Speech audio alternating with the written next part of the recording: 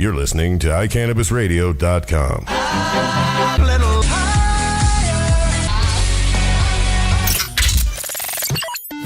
Hi, you're listening to my mom, Georgia Edson, on iCannabisRadio.com. Hi, welcome. It is Monday, May 13th, and I'm Georgia, and you're listening to iCannabis Radio. You know, it's kind of a bummer when we have to start the show in the middle of a really good song. Although I am the type to write you love songs. Warren, just want to let you know. I'm in the studio today with and I'll sing them to you. All the time. Extra special. Yes, I do my best. In the studio with my producer, Chris. Hi, Chris. Hello. And, it's a special night for Sam. Do you guys know why it's a special night for Sam? Warren, do you know? It's Monday. That does make it special, huh? But that's not the reason. What else? I have no idea.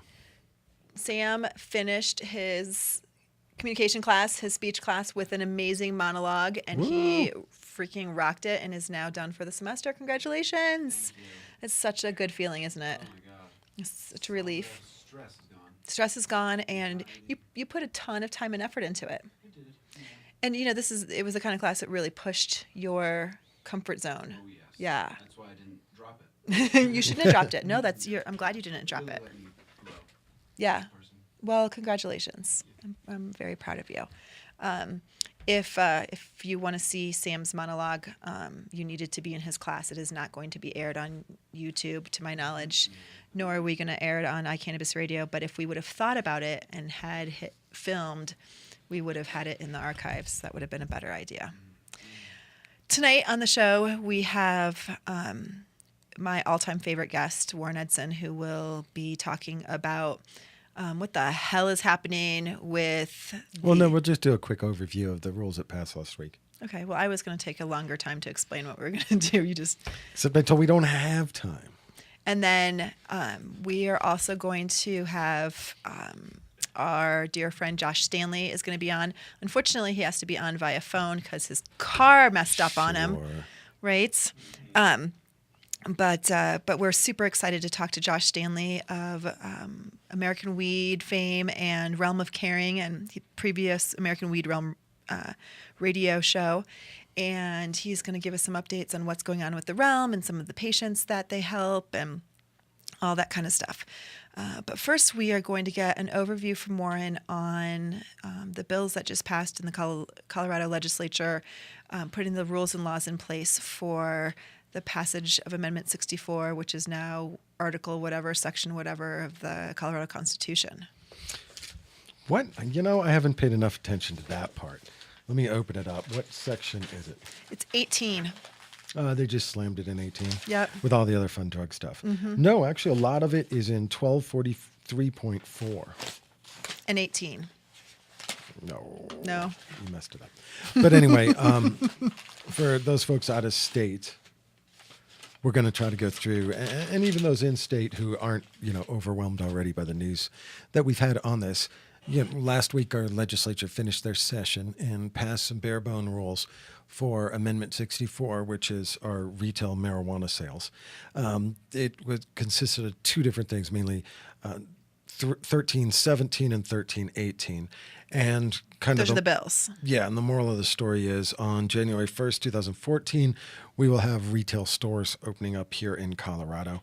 And they will be able to sell in-state folk over 21 up to an ounce of recreational marijuana. So we're clear with that. We're not talking medical. But recreational marijuana, and they can sell folks from out of state and out of country up to a quarter ounce of recreational marijuana. Everybody in Colorado who's over 21 will be able to possess up to an ounce. Possess? Was that they'll probably possess more than that. Foreshadowing. But everyone in Colorado will be able to grow up, who's over 21, I have to keep saying that, will be able to grow up to 6 plants, assist others with growing, amongst other things. What does that mean? Give away up to an ounce.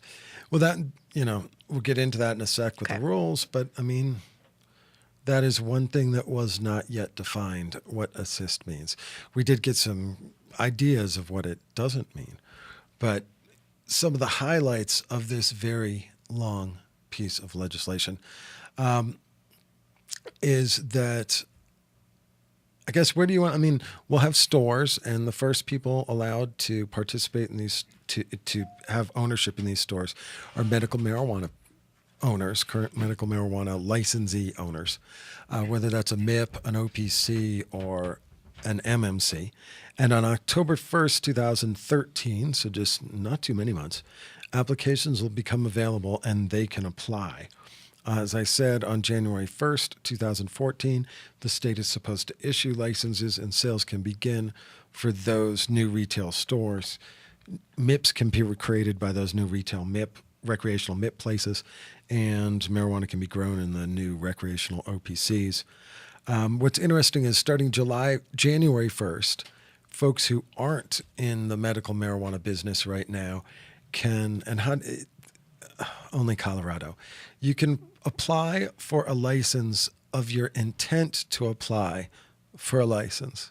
You apply to you put You in a tell letter. them- It's a letter of intent. It's like when you're. Well, you have to pay for it, But though. you have to pay for it. Yeah. So it's like sign. It's like when you are signing a commercial lease or whatever, and you say, okay, I intend to rent this space, and it's probably going to cost this, and you kind of outline all of those things, and then you work out the details, and then you actually sign your lease. Well, and allegedly those folks will be given preference on July 1st when they're allowed to actually apply for one of these licenses. So can I ask a question? Mm-hmm. So is that public information if someone puts in a letter of intent that they're going to open a business?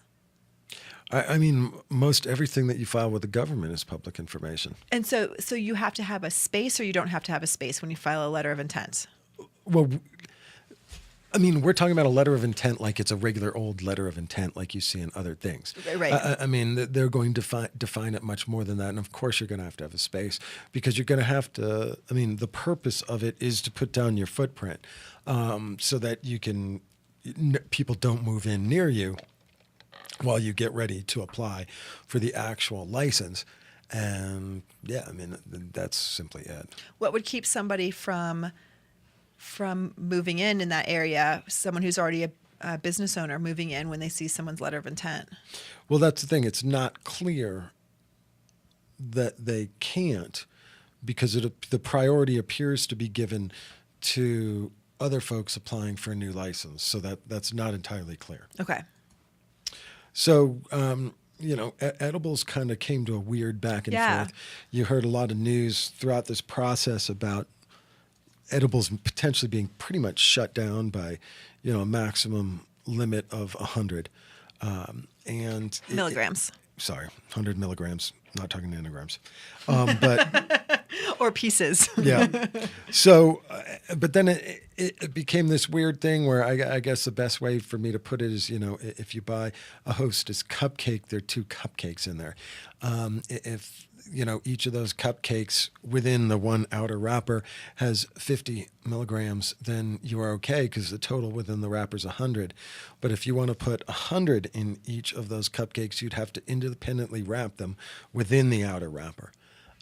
So, kind of a hybrid of them wanting to cap the entire package at 100 with it can be internally packaged. And so if you had a 200 milligram item, Mm-hmm. you still can sell that. It's just each item has to be individually wrapped. Yeah, if your candy bar before was 200 milligrams, you're going to have to break it in half, rewrap it inside your packaging, so it's 2 separate things in there, and then leave the outer packaging. I mean, yeah, so it breaks down into 200 milligram or less.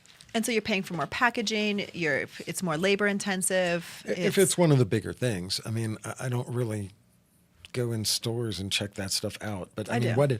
how many of the things are over 100 milligrams? Tons. Tons. So, Now, a lot of those things, though, are packaged as 200 milligrams, for example, but they're 2 pieces, 100 milligrams and each. Keep in mind, too, if those businesses choose to license up as stay medicinal, it won't affect them. Yeah. If they license up as both, then they would have to create a new line of packaging for their new recreational stuff. But all sorts of signage and marketing restrictions. Yeah, let's talk about that.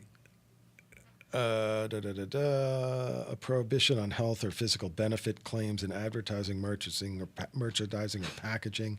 A prohibition on unsolicited pop-up advertising on the internet, which is interesting because, locally you'll see that both in the Denver Post and Westward. A prohibition on banner ads on mass marketing websites, which I assume will affect Westward and Denver Post and many others. Absolutely. And, one of the things that has been a big focus of the news is a requirement that magazines whose primary focus is marijuana or marijuana businesses are only sold in retail stores or retail marijuana stores, or behind the counter in establishments where persons under 21 years of age are present. So the magazines that are sold or given away or free magazines at 7-Eleven, for example, will now have Barnes and Noble, Yeah. or the the Tattered Cover. will have to many be other with the places. porn.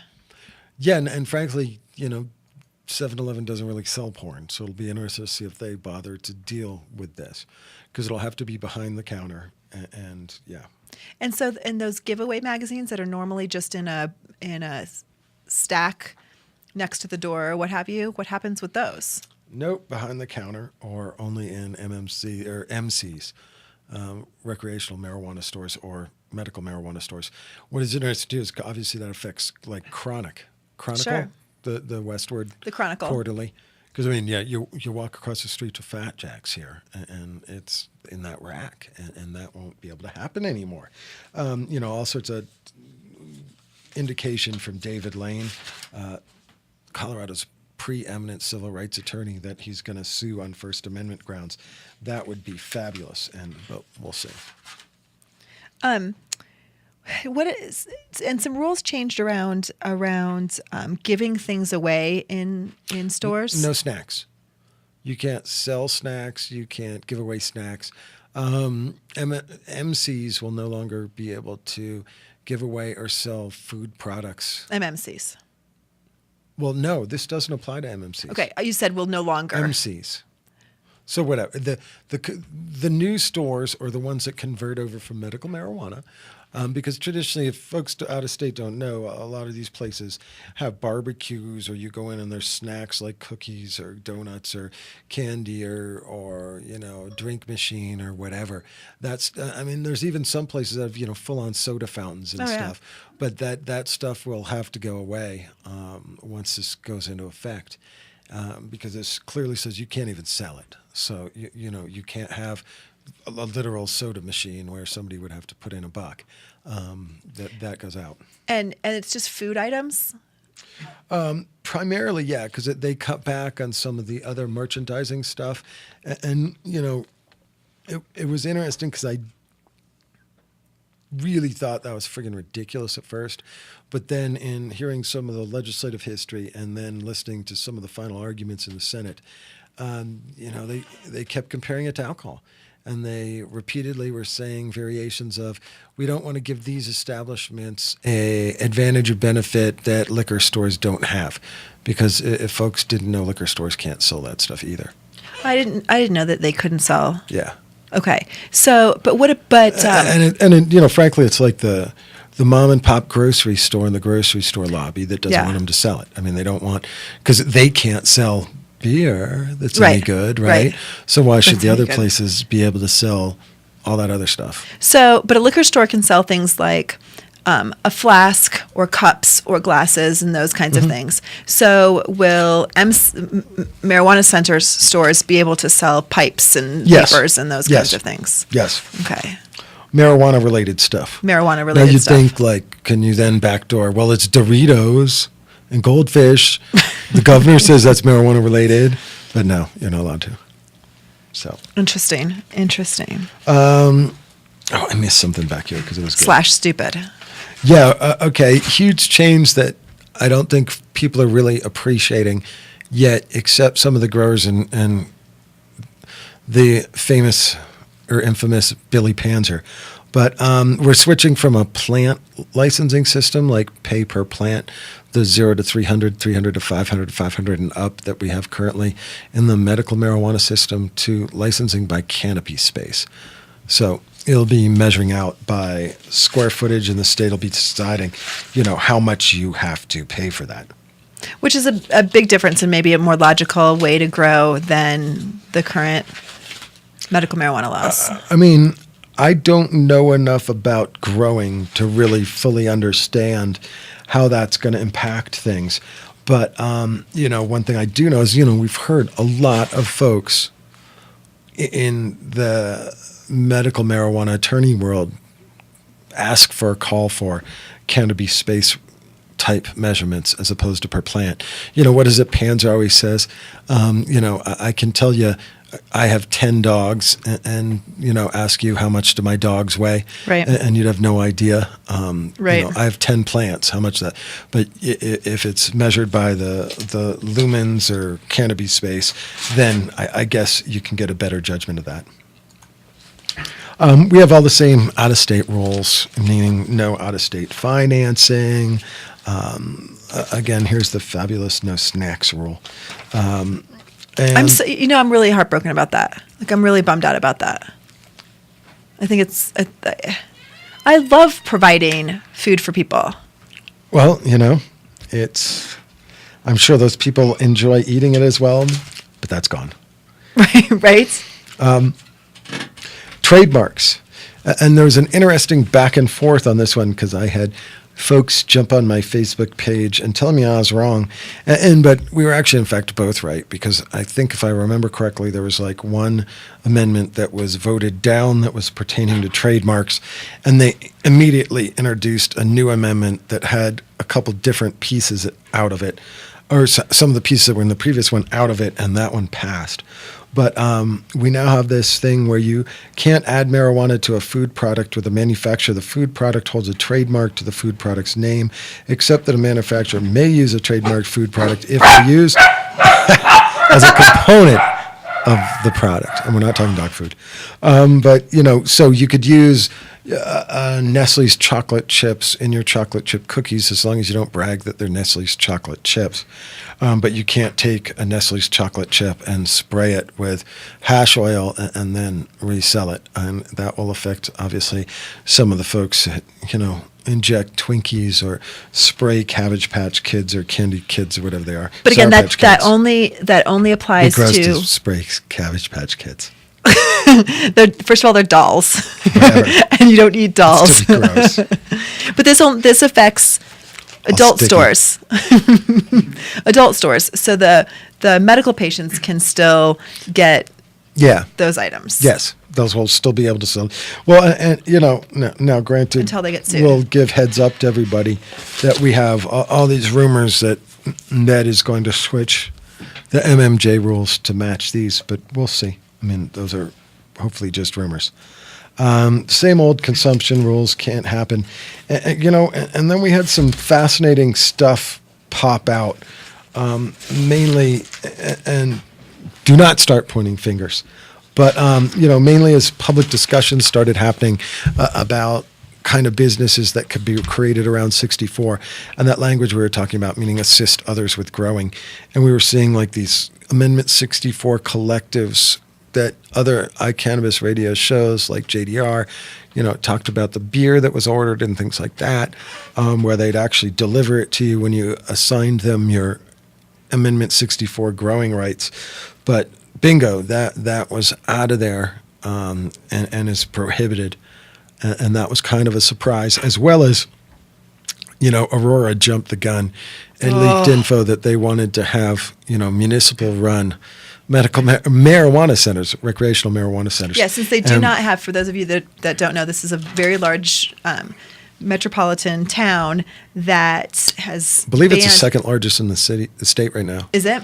Denver, Aurora, and then Lakewood. They banned medical marijuana, but they were willing to go into the recreational marijuana business and open their own municipally run stores. Yeah. But our legislature shut them down. So that was a couple things that popped up out of the headlines to get changed at the last second.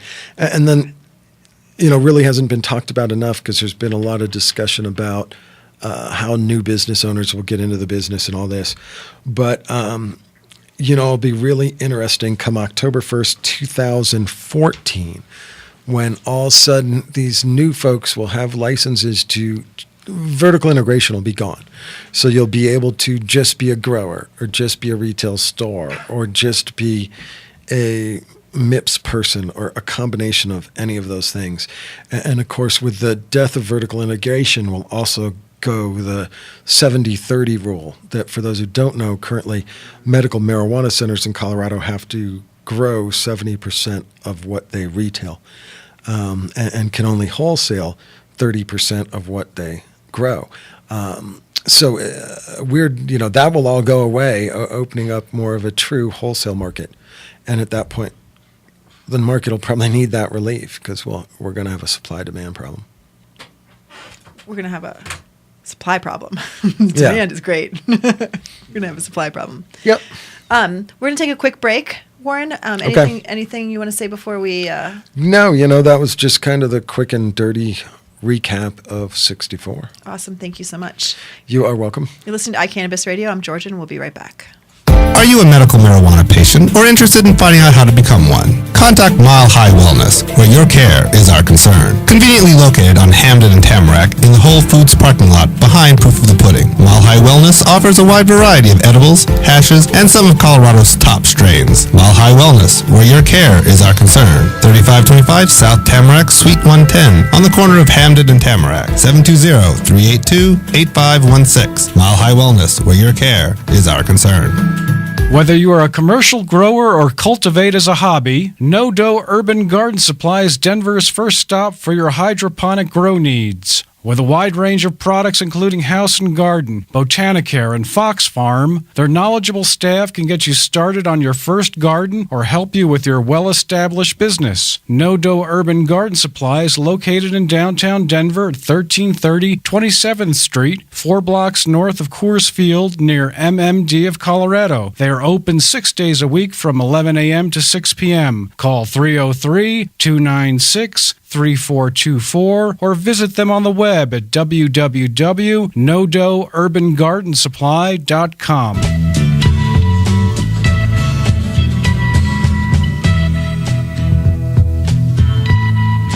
Hi, welcome back. I'm looking through my mommy bag for something for Sam, and I can't find it. I have an itchy nose. Excuse me. So we are going to go ahead and call Josh Stanley from the Realm of Caring and American Weed and catch up with him. 2 ringy dingies. 3 rings.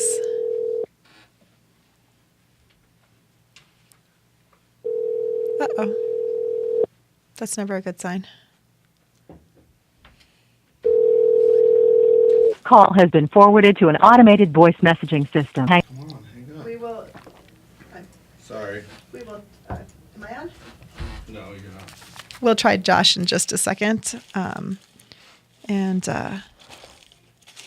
see if we can I'll go back and erase. touch base with touch base with him. But we definitely want to get a little bit of an update on what's going on with the Realm and how they're doing, and get a feel for what's going on next. I need that back. What's going on next in the world of Josh Stanley. But we'll do a couple quick news stories. The Lieutenant Governor of Illinois has stated publicly that she supports a medical marijuana bill in Illinois. And so maybe, possibly, hopefully, that will happen for them. I'm going to give you this, Chris, to make sure that we have the right number going. Hang on. Your call. Here, check that out. Is that the same number I gave you? So Lieutenant Governor Sheila Simon said that she's in favor of a bill allowing the medical use of marijuana. She said Sunday. She believes that seriously ill veterans and other patients have helped change her mind. Okay, just want to make sure. She said, as a former prosecutor, her first reaction was that she's not interested in changing her laws on medical marijuana. But she said that after hearing from patients and reading up on the bill, she's convinced that regulations are strict enough. Backers of the measure, which has cleared the Illinois House and awaits a Senate vote, have said the same thing. The plan, touted as the strictest in the nation, among the states that have legalized medical marijuana, would authorize physicians to prescribe marijuana to patients. Prescribe. I love when they say that. You can't prescribe marijuana. But anyway, to prescribe marijuana to patients with whom they have an existing relationship and who are living with at least one or of more than 30 medical conditions, including cancer. That's amazing. The proposal creates a framework for the pilot program that includes requiring patients and caregivers to undergo background checks. It also says, sorry, a whole bunch going on. The computer's going to die, and it's a whole bunch going on. The proposal creates a framework for a pilot program. It also sets a 2.5 ounce limit per patient per purchase and sets out state regulated dispensaries. Supporters say marijuana can relieve continual pain without detrimental side effects, blah, blah, blah. Of course, we all know that. The Illinois Association of Chiefs of Police and the Illinois Sheriff's Association are opposed to the measure, saying that there's no sure way to figure out whether a motorist is driving under the influence of marijuana. Duh. If you wanted to join us, Tim, you totally could. I'm going to leave. I'm not going to. I already do a show. I need to do another one. Do you want me to stay? No, you don't have to. You can do whatever you want. Go home. Have a good night.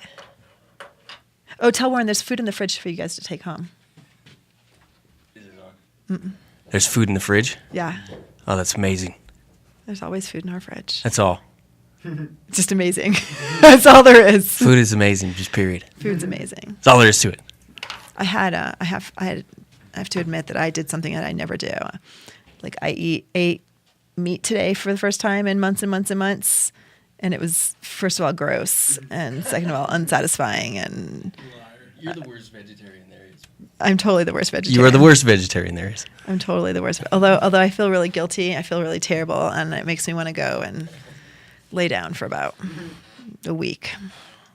But anyhow, back to Illinois, where good things are happening, as opposed to in my gut where I'm feeling bleh. Anyway, the Illinois Association, not that I'm opposed to you people eating meat. That is fine. You go ahead and do that. The Illinois Association of Chiefs of Police, I already read that. It does a good job of getting both medical marijuana to people who need it and keeping it away from people who don't, said Simon. Governor Pat Quinn, a Chicago Democrat, has been noncommittal whether he would sign the bill, saying instead that he's open-minded to the idea. Simon is weighing a run for another statewide office instead of seeking another term as the governor, as lieutenant governor. She's likely choosing between Illinois' attorney general and comptroller or treasurer. So she definitely, has some political rationale for why she's taking her stance. But whatever, I'm glad. Let's bring Illinois into the club. It's not a bad thing.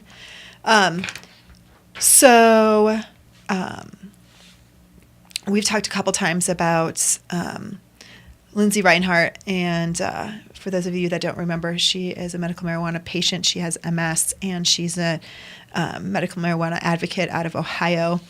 And her kids were taken from her on April 23rd. She wasn't home on the day that her kids were taken. She and her husband and some friends of theirs were on a hiking trip, and their sons and their friends' kids were in the home with the babysitter. The police came in because they heard that there was some marijuana in the home. They found marijuana in their estimation in a place where kids could reach it, which was the freezer and Reinhardt's bedroom. And so they took the kids. Idaho Health and Welfare placed their children in foster care. Their friends got their kids back in just a couple of days, but they spent 2.5 weeks separated from their children, Elijah, age 5, and Lawson, age 10. A week after their kids had been taken, Lindsay and Josh, the Reinhardts, were allowed a single supervised visit. Then they were allowed to have the kids at home between the time they got out of school and 6 p.m., when then they were returned to foster care. During those weeks, Reinhardt stopped treating her MS with medical marijuana. Early last week, she announced that she was willing to suffer muscle spasms and other symptoms if it meant getting her kids back. And on Friday, her kids came home and they vacated the case against them. She still might face criminal charges, but at least her kids are back at home with her. Such a sad story that people have to choose between their children and their medicine, but it's wonderful that their kids are home. It's just a shame that that's 2.5 weeks that they will never get back. We're going to take a quick break. You're listening to iCannabis Radio. I'm Georgia, and we'll be back in a minute. The law offices of Edson Maytin Matz provide criminal defense, medical marijuana defense, and advice about setting up and running medical marijuana centers, optional premises cultivation operations, and infused product manufacturing businesses throughout Colorado. With offices in Denver and Aspen, we can offer assistance throughout the entire state of Colorado. Give us a call at 303-831-8188. That's 303-831-8188. Or visit us online at warrenedson.com. High up in the Rockies is beautiful Frisco, Colorado. Medical Marijuana of the Rockies is a medical marijuana center with compassion for Colorado's medical patients. Looking for great meds grown organically in soil? You've come to the right place. Medical Marijuana of the Rockies is just off I-70 at exit 203. Check them out at the web at www.mmrockies.com. Their ever-changing strain and clone selection is updated on the website daily. When making a trip to the mountains, no matter the season, stop by Medical Marijuana of the Rockies. Make sure you say you heard about them on iCannabis Radio. You can call 970-668-MEDS to get more information. Medical Marijuana of the Rockies, your mountain source for meds. Hi, you're listening to my mom, Georgia Edson, on iCannabisRadio.com. Hi, welcome back. So I just love listening to that little voice. By the way, I want to wish everyone a belated Mother's Day. I hope you guys had a great day. Last week's Mother's Day show, if you missed it, please go back and listen to it. It was a pretty good show. I got really emotional. I don't really do that very often. Right? Right. Yeah, I don't do that on air all that often. I do it. Well, actually, I'm a liar about that too. That's forget it. I do it all the freaking time. So it's never. So don't go back and listen to it. It's just me crying as usual. It was a great show, though. I really appreciate Terry Robnett being on. I really appreciate Tara Puckett being on, and it was wonderful to talk about Niles and that kind of thing. So it was great. We are going to try one last time to see if Josh is available. Yeah. And if not, I have a bunch of stuff I want to talk about. Yeah, and Sam's going to join me. I can tell he's all mic'd up and ready to go. But I'm going to need my big fat folder at some point. Is what I'm going to need. The big fat folder. Yeah, thank you. One ringy dingy. Thank you. 2 ringy dingies. I think I need to purge my folder or get a better one.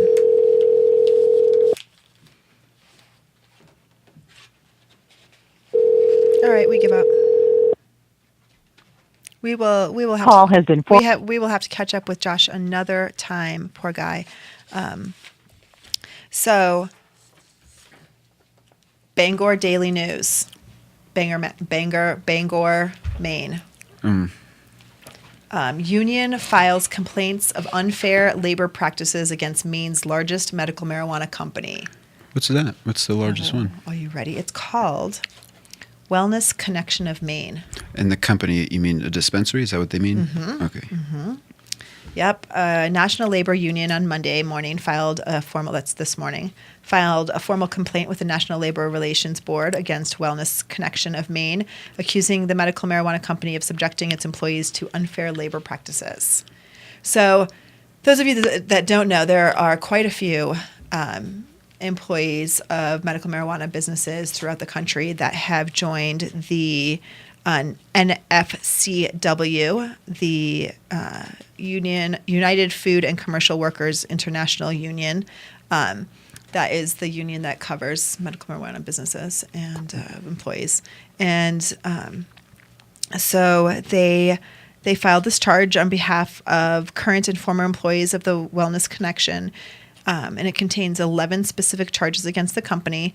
The UFCW represents 1.3 million workers around the country, not $1 million, million people around the country, including thousands who work in the medical marijuana industry. According to a union spokesperson, the UFCW has been helping some employees of Wellness Connection of Maine to organize into a union.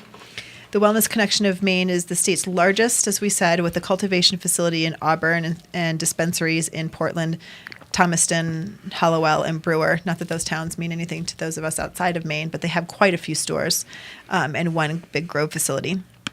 Many of the charges contained within the UFCW's filings, which was obtained by Bangor Daily News, claim that the Wellness Connection managers unlawfully retaliated against employees for participating in union activities. It also includes one charge that the company unlawfully terminated an employee for union activity. That is bad. You should not do that. A message left for Patricia Rossi, Chief Operating Officer of Wellness Connection of Maine, was not returned late Monday afternoon. However, Rossi in April said that the company had not retaliated against employees and that had not convinced a majority of workers, but was not convinced that a majority of the workers wanted to unionize. She said, "I have nothing against unions personally. If the majority of our employees want to form a union, then there's a process and that should be followed, and then we should make sure all of our employees' voices are heard, not just a few individuals." The formal complaint, again, from the UFCW is not a surprise, given the fact that the group of company workers, union representatives, and supporters staged a protest over the same allegations outside the company's Portland dispensary in early April. Many of the complaints by employees began earlier this year when the Wellness Connection of Maine was cited in March by the Maine Department of Health and Human Services for 20 state code violations at its Auburn cultivation facility, including the illegal use of pesticides, which I would imagine that a lot of places use pesticides that are banned in Oh no. Yeah, I mean it's not uncommon. I mean, they're dangerous pesticides, and people use them because they work. I'm not advocating for that. It's kind of a fact. One of the workers who claims in the filing with the National Labor Relations Board that she was retaliated against for union activities is Barbara Heap, who worked at the company's cultivation site in Auburn. She said, "For months, me and my coworkers were forced to break the law as a practice of business at WCM." She said in a statement distributed by the Maine AFL-CIO, "When we took a stand and joined together to address our health and safety concerns, we were intimidated and retaliated against." The NLRB's regional director in Boston will investigate the claims and determine whether they should lead to formal action. It wasn't immediately clear how many employees in Maine the UFCW already represents, but Sarah Bigney, a spokesperson for the Maine AFL-CIO, said the union represents workers at the Shaw's Warehouse in Wells and Coca-Cola Bottling Company Warehouse in Bangor, and at the Hannaford Supermarkets Warehouse in South Portland. So they do have quite a presence, it sounds like, in Maine in general, not necessarily just in the medical marijuana business. So, yeah, kind of interesting. Yeah, very. Kind of interesting.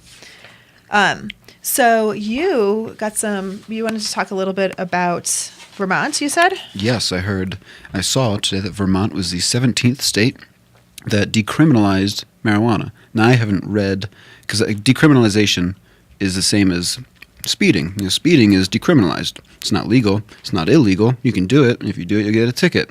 So I guess that's what they mean when Vermont decriminalized. It means that you can have an unlimited, I highly doubt unlimited, I'll but tell you in just a second. Whoopsie. you can have a certain amount, however much that is, possibly grow, hopefully, and you get a ticket if you're breaking the law.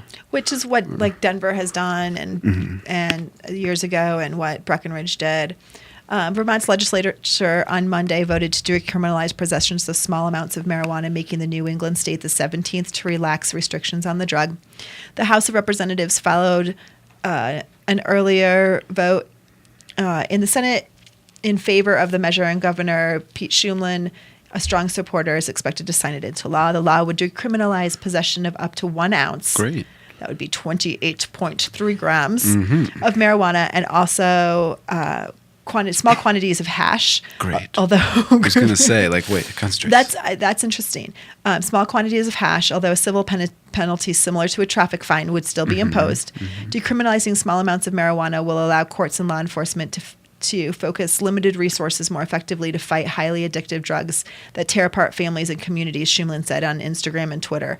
I love that that's how our politicians are communicating with us. Yeah. It was like during the whole Boston thing, the way that you found out what was going on with the investigation of the Boston bombings was following the Boston Police Department's Twitter page. Yeah, and I have Twitter, I don't use it. So, I mean, I hate that. I hate that so much. I mean, that's how you get information? Yeah, if something so important, like the police were being attacked, check your Twitter account. No, I don't want to check my Twitter account. There's so much useless crap on there. How do I just turn on the news? But of course, CNN covers everything. Well, I just get my information from my HuffPo alerts. Ah. So when HuffPo has something come out that alerts me on my phone, and I can look down and I can read the 2 sentences, and that's really yeah. I have I'm in the know. Associated Press, I think. See, exactly. Yeah. I have 9 News also. Don't get 9 News one. Don't. I like 9 News, but I don't need that much. Mm-hmm. I like local news. I think 9 is the only one that comes in.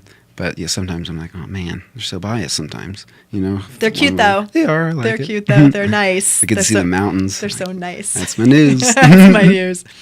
So back to Vermont.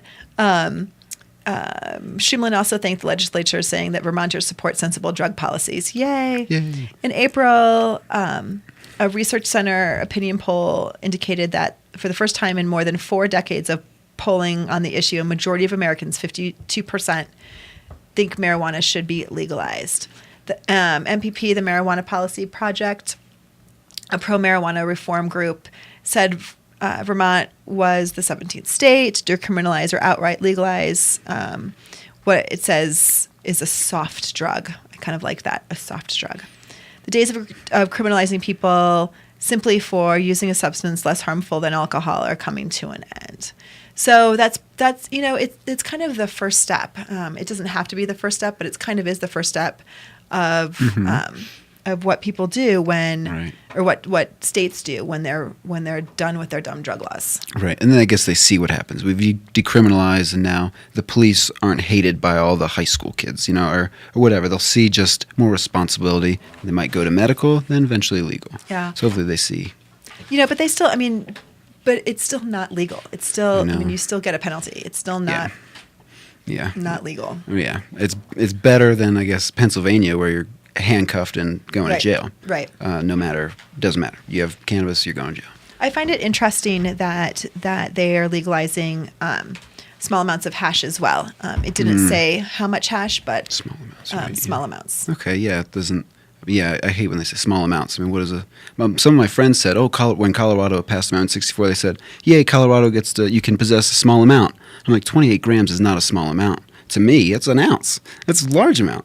It's not a pound, which is 16 ounces, but it's 1 ounce. That's a lot. It's 28 grams. It's good. Yeah. It's for medical patients, it's oftentimes not enough. For people who really like a variety, it may I can see where people would definitely want to possess more, but for the average user, it's probably good. Yeah. Would it be nice if we didn't even have to worry about the regulations and those kinds of things? Absolutely. And one day we might get there. One day we might be in a place where we can really look at these drug laws reasonably and say, oh, we are so over making, these stupid rules for people, and we have to just let people. But they're not doing that for other things yet. Right. Yeah, I know. People compare marijuana to things like tomatoes. Oh. And you know what? Marijuana is not a tomato. No. It's not. I love tomatoes. Nothing against tomatoes. Feta cheese. Under the broiler, just a little bit. Yeah. But it's not the same. Yes, it's absolutely a plant. Yeah, but it's a plant that produces psychoactive effects. Yeah. Yeah. Perturbs brain chemistry, whether it's harmless. Plenty of people use it. I use it. And I've done a lot better. It's actually helpful. But yeah, perturbs brain chemistry, absolutely. So therefore, There is a belief that we need to protect people from something. Right. And until people until we have completely eradicated the whole reefer madness thing and people get the truth, we are going to have to incrementally kind of hobble along with making small changes until people see that the sky hasn't fallen. And and people come to Denver and they say, I mean, when I first came here, I smelled cannabis when I walked around the dispensaries, but I like that smell. And I mean, it's my family, half of my family doesn't agree with legalizing cannabis, but they still come here and they don't see the sky falling. They don't see drug addicts on the streets. They don't see that. It's because it doesn't happen. Right. And so they see it here, and maybe they'll try to change what they have there. Yeah, I mean that's so often what makes a change is because somebody has a personal reaction or a personal effect, whether it be a person believes in medical because their family member has suffered an illness and they used it and it worked for them. Or even just experiencing, what your family experiences when they come out here. Right. They meet people who are cannabis users and cannabis activists of any level, and these folks have jobs and responsibilities and families, and they wash their car on Saturday afternoons, and they volunteer at their local food bank, and they're on their neighborhood HOA, and all of those kinds of things, and so. For us, it feels very, very normal. But for other people, they have a preconceived notion. You know what it is? Right. Here's my analogy. You ready for my analogy? You ready, you guys? This is going to be good. It's like how I picture Alaska. Okay. I picture when you go to Alaska that there is snow everywhere. There are sled dogs everywhere, that you can't go out anywhere without a fur parka, that there are no city streets and big buildings, that it's all sort of igloos and small little house. It's like Little House in the Prairie in the wintertime. That's what I picture it to be. That's what I think Alaska is. I'm pretty damn sure that that's not true. I'm pretty sure that people have indoor plumbing and, that they drive their cars and they don't just ride dog sleds. I mean, do you know what I'm saying? But in my head, this is what I picture. Until I see it with my own two eyes. See what's really going on. Right. I'm always going to be going, mush, little puppies. Yeah. All right. On that note, we'll be back in just a few minutes. You're listening to iCannabis Radio. Let's face it, rules and regulations are complicated, especially in the field of medical marijuana. Let Medical Marijuana 101 help you get through the compliance process. We can also explain to you your employment requirements, your employees, and your business. But our work doesn't stop there. Our experience in cultivation ranges from the design of grow rooms to the diagnosis and resolution of grow problems. Visit us at www.medicalmarijuana101.com or call 303-388-7706. That's 303-388-7706. Are you a runner? Are you a runner who supports marijuana legalization?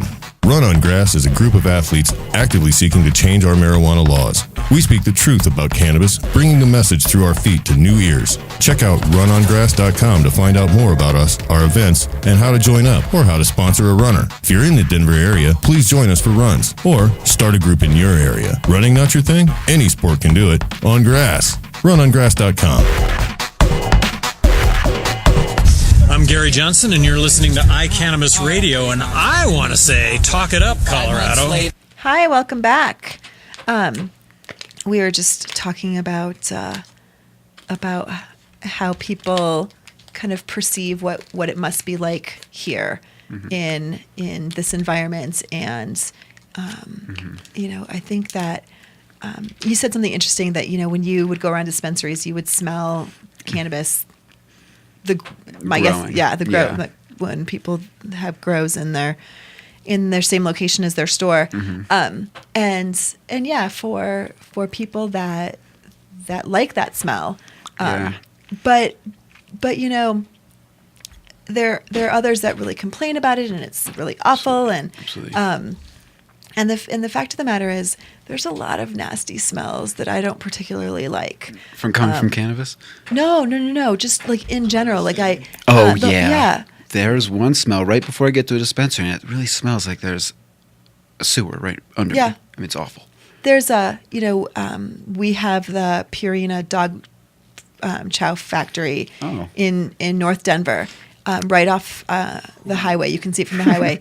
And there are certain days of the year that it smells like dog food, and you can sort of taste it a little bit, and I mean it's just an unpleasant odor, and it permeates the city. That's it's not that you can smell it when you're walking by the building. It's that it smells bad a lot all the time, really bad.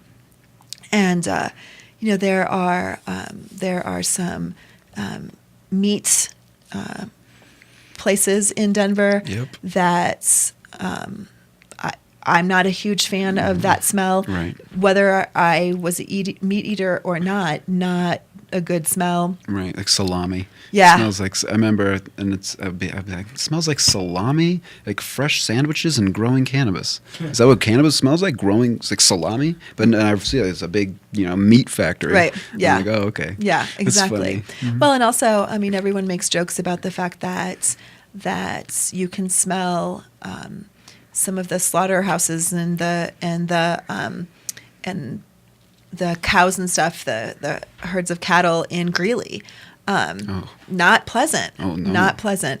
And so when there's all these complaints about how cannabis smells, I think, gosh, it's those smells aren't pleasant to anyone either, but no one is trying to get them to shut their doors. And so I think that at some point we're going to get to the place where this is all just kind of normal. Like our smelling dog food is just kind of normal. Right. I came from Kennett Square, and that's known for smelling like cow manure.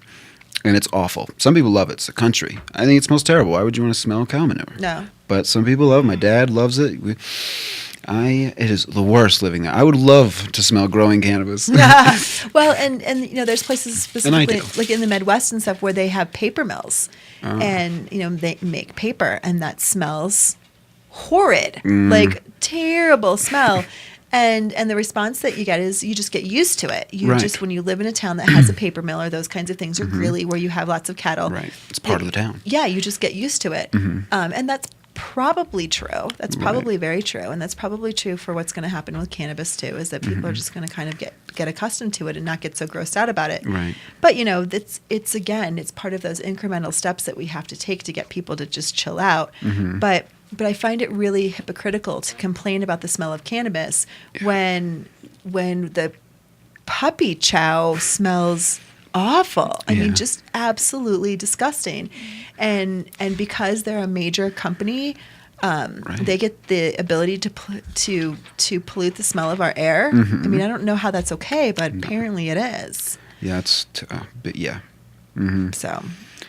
Yeah, I don't even know what to say. It just makes me angry because it's the same thing in Kennett. It's like we have all these farmers, and you see these like hay, and it's like, man, it smells like shit everywhere. Yeah, and it's so bad. And how can they get away with that? But some people love it, Well, it's interesting they say that again. You say you like the smell of cannabis, and so people get confused about that. Totally. How can you love it too? Right. I was totally being a hypocrite. So now I say, because I do. When I came here first, and I was like, why would anyone that likes cannabis not want to live in a place that smells like cannabis? I love the smell. It was heaven. This was heaven on earth. This is for me. Denver is heaven on earth. Yeah. The entire state of Colorado, and I could totally see something like, oh my God, my kids have to smell that, and they're going to ask me questions.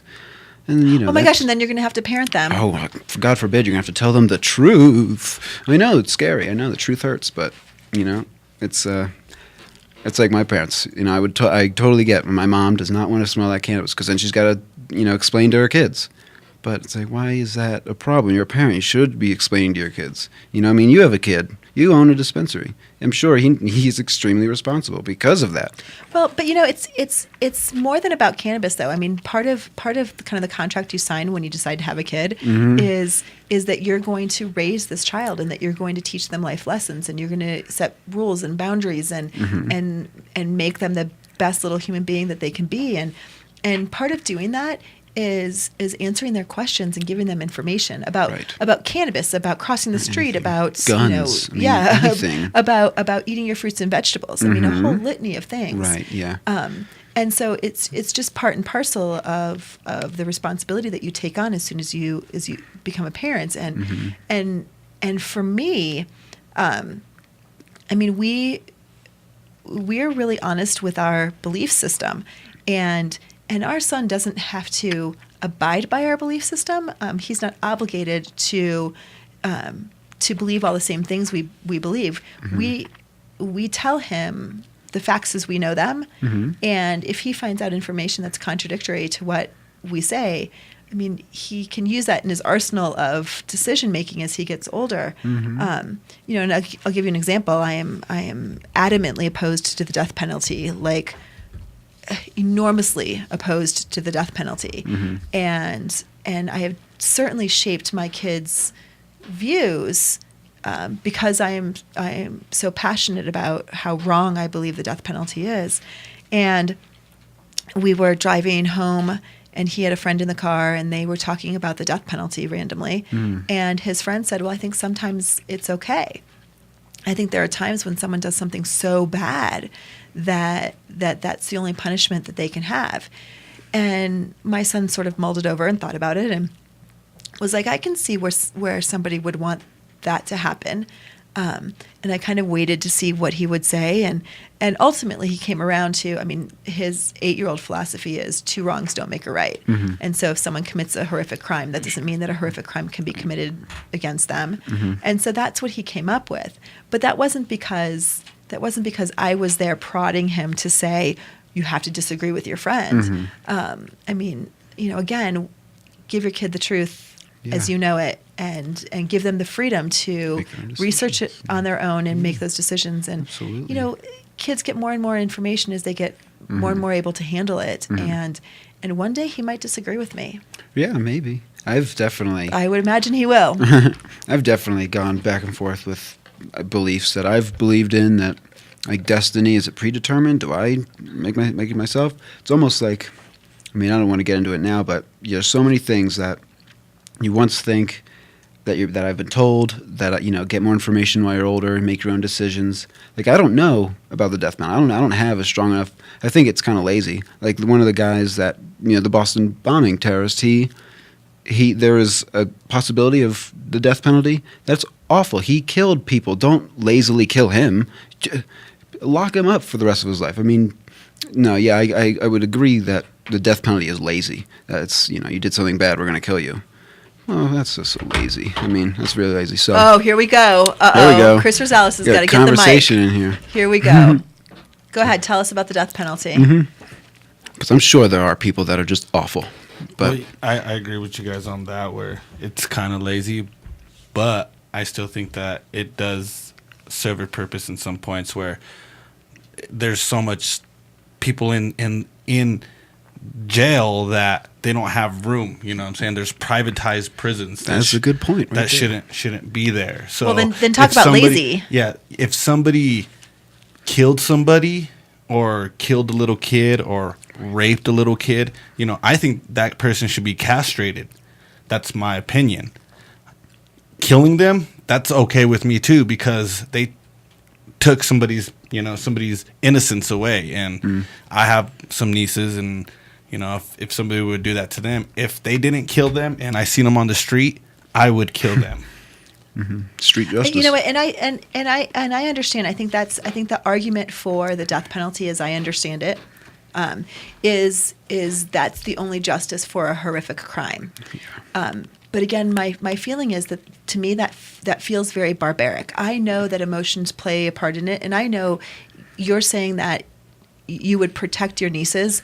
I totally get that. But from a governmental standpoint, a state standpoint, they're not protecting their own interest, or they're not protecting their own family. They are enacting a barbaric, ancient crime against humanity because of another crime against humanity. But if we have that person that's in jail, say they committed that act at 20 years old, right? Or 18, whatever, and they live to be 105, and they're in jail for that long, Who is paying for that? Well, actually, You are. we are. You're absolutely right. But you know what? But you know what? I am. But I don't want to pay for some guy that killed these people and did all this stuff. No, or cast them away. Send them on a ship, light it on fire. I don't care. They just do not need to be.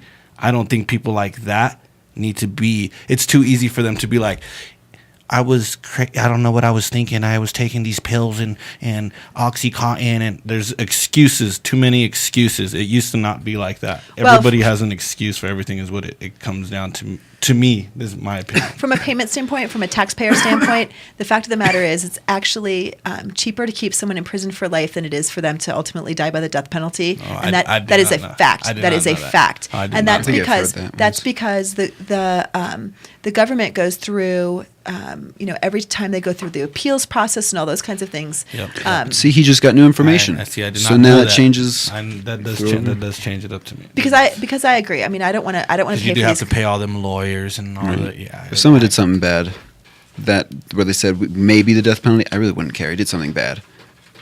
I don't care what happens to. I mean, I don't want him out on the street. I don't care about him personally or her personally. Mm-hmm. I care about the society that we are living in that thinks it's okay to do that. Right. Absolutely. Yeah. I think they're horrible people. I don't think it's okay always. It's okay in certain circumstances. Is what I meant to say. I don't think it's okay to just go and kill everybody that killed somebody. No, I don't think, but if it's like a horrific crime and then they're trying to get out of it, saying that, and they're going to go live in a mental institute and then get out in 2 years because they're all better. Yeah, that's no. Right.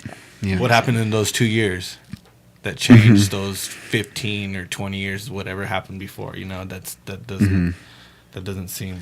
It's funny that you say the culture, because when Osama bin Laden died, my brother was at the stadium, and I think in Philadelphia, I don't know where, and they all just started to break out and cheer, and then they started to play the music "Party in the USA" by Hannah Montana, and it was like, whoa, we killed Osama bin Laden. And I get it. I mean, he's a terrorist, he's really bad, and we finally got him, but one of my teachers was like, I had to explain to my son that, it's not okay to celebrate someone's death. Exactly. And that's It's not bad. at all. As a society, that was bad. Yes. That's the barbaric. Right. Yeah, we got him. We killed him. Like that's because so for most people, right. It's not. No, that's not cool. We're not kidding. Right. And exactly. That's a prime example of where I'm so concerned about our values going. That, I mean, we didn't get anyone back because he died because we caught him. Just violence begets violence. Nothing happened. It's still repeating itself. It's still repeating itself. One of our Navy men, I don't like reading about this, but I'm pretty sure one of our guys died because of it. One of our Navy SEALs died. And that doesn't make it okay. No. Exactly. All right. Well, I loved when we turned to talk about the death penalty in a cannabis show. Thank you so much for listening tonight. We have a great week on iCannabis Radio this week. Of course, tomorrow night is Sex Pot Radio from 6 to 8. Thursday from 4 to 5 is the Hemp Connoisseur magazine. And next Monday in the lab with Jennifer from 3 to 4 p.m. And, of course, every day, Monday through Friday, JDR, John Doe Radio, from 11 a.m. to 1 p.m. Don't miss it. Thanks to the sponsors, Mile High Wellness, Nodo Urban Garden Supply, Cuffle Collmore and Company, Edson Maytin Matz, Medical Marijuana of the Rockies, Medical Marijuana 101, and Run on Grass. I'm Georgia, and I'll be back next Monday at 7. Thanks, Sam, and thanks, Chris. Thank Good you. night. Bye.